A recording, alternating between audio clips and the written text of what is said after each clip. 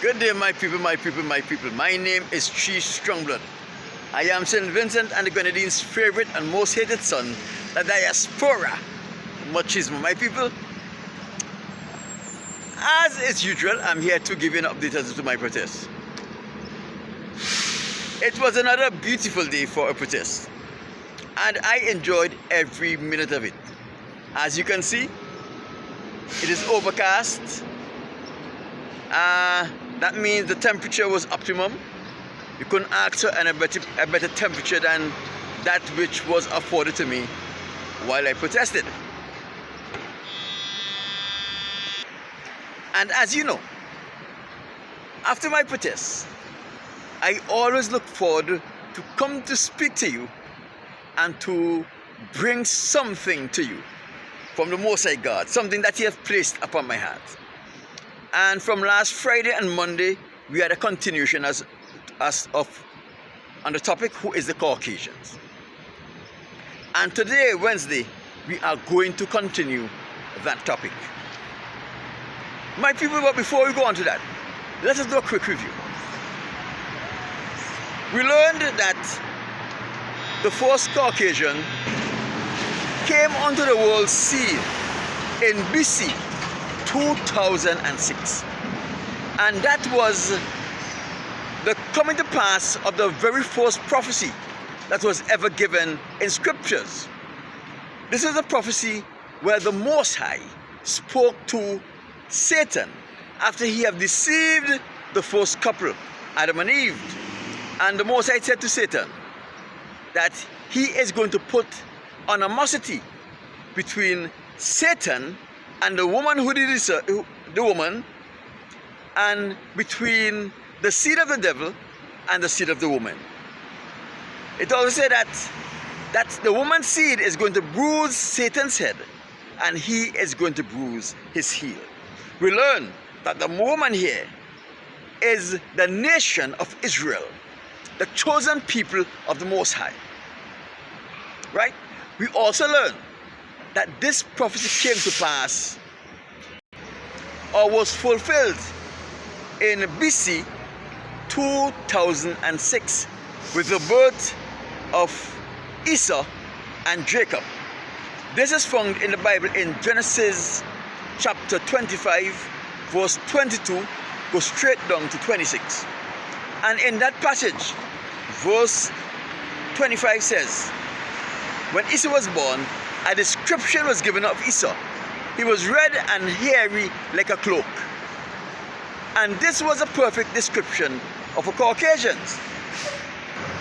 We also learn that according to the prophecy, if Esau was a product of Rebekah's seed, if Esau was a product of a fertilized egg from Rebekah, he would have also been the seed of the woman, and it would have not been the fulfillment of this prophecy.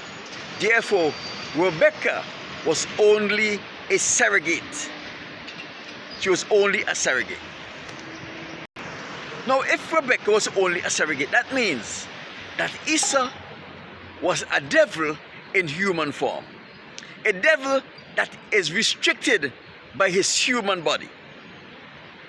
My people, listen to this. The Caucasians had took control of the scriptures from since BC AD 70. They have been in control of the scriptures, and they have manipulated the scriptures from that day forward, even today. They have went into every nation of the world, and they take all of the historical documents of every nation of the world, not countries, not government, but nation, people that has the same ancestry. They also conquered every nation of the world, and they imposed upon those nations new philosophy, new way of living, new way of thinking.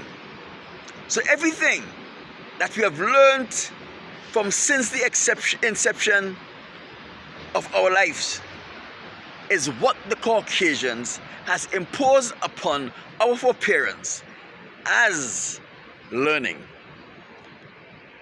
Now, one of the things we have to remember is that the people of olden days refer to the Caucasians as human. Why? Because they were not man, but they have the hue, the appearance, or the features of man, but they were not man. The Caucasians has now changed everything around, and they refer to everyone that walk upright, have a language and intelligence as human, not as man anymore. The Caucasians are the only human they have on earth. Those who look like man but are not man. Those who have the hue of man but they are not man. So since Esau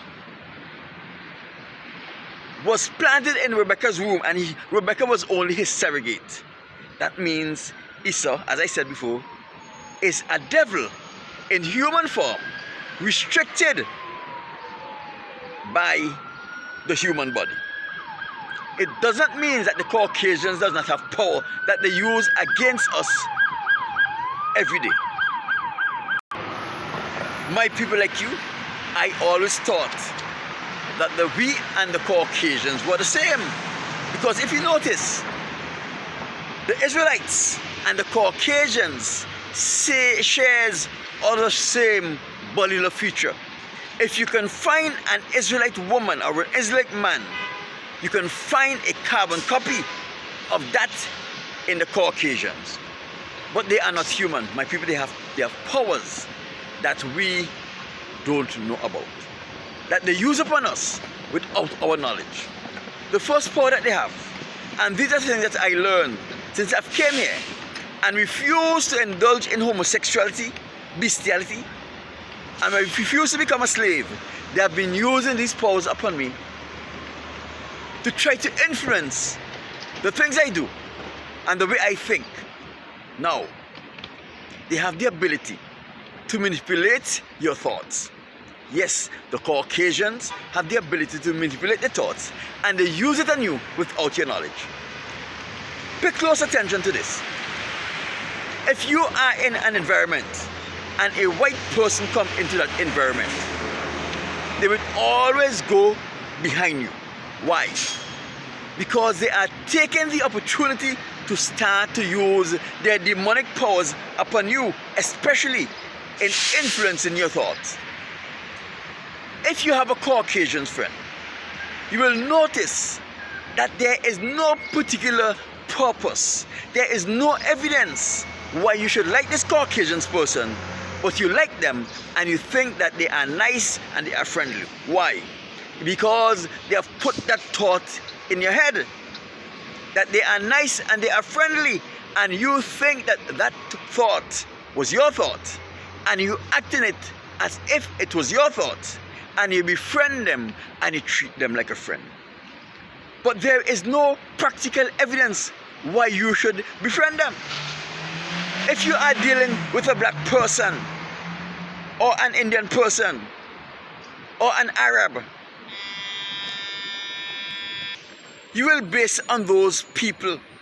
You will base your friendship on those people based on your interaction with them, based on how they treat you, based on something that they said to you that make you feel good about yourself. But it's not so with the Caucasians. You don't have any reason why you like this Caucasian person so much and why you think they are nice. And the sole reason for that is that they have influenced your thought into believing that they are nice and they are a good a good friend, and therefore you can have a good friendship with them. And it is deceptive because they are actually accessing your mind without your permission. They're putting thoughts in your head without your permission and without your knowledge. There are many people in this California who are of the opinion that the Caucasians can read their mind. They are incapable of reading your mind. But what they do on a regular basis is that they put thoughts in your heads. And when you act on those thoughts, they are able to know what you're going to do next because they have put the idea in your head and you think that that idea was my idea and now you acting on it. This is what they have been doing to me. They will put a thought in my head and they'll say, go to this place to do this thing. There is no urgency to do that and you have no real need to do it. But when you go there, they have already set up people there to either try to harm you or do something. And you think that these people can read my thoughts. And that is what has been happening here. The Caucasians have been putting these thoughts into the head of people. And when they go to the places that they thought about, the Caucasians has already set up something there to happen to them. And they think, boy, these people can read my thoughts. Another thing that the Caucasians do is that they feed on us. Meaning, there is something about our undisposed fecal matter that provides energy or nutrients to them that reinvigorates, revitalizes, and restores them. So they feed on us. They are vampires, but they are not the vampires that you see in the movie. That was a fictional something. They feed on us because they are devils. They have the ability, or they have anatomy that we don't know about. They insert those anatomy up into our rectum, up into our bowels, and they feed on our fecal matter before it is disposed. And this fecal matter revitalize them, restore them, and renew them. So normally, when you feel something that tickles your posterior up in your anus cavity there, that is them feeding you. What happens? They have the ability. That is one of the reasons why they invented toilet paper, so that you can wipe your posterior instead of washing it. And when you wipe your posterior, all you're doing is moving the excess feces from your posterior. But your posterior is not clean. And what you're also doing is you're wiping the feces along the walls of your posterior when you remove it with a paper. So they have the ability to produce a liquid which liquefied the posterior on your anal cavity. And then they are able to penetrate your anal cavity and feed on you without your knowledge. When I tell you that the Caucasians are devils, right? Even in the scriptures, Satan himself chose them as his people. And on Friday, we will get into that. My name is Chief Strongblood. I'm St. Vincent and the Grenadines' favorite and most hated son. I am indeed the diaspora machismo.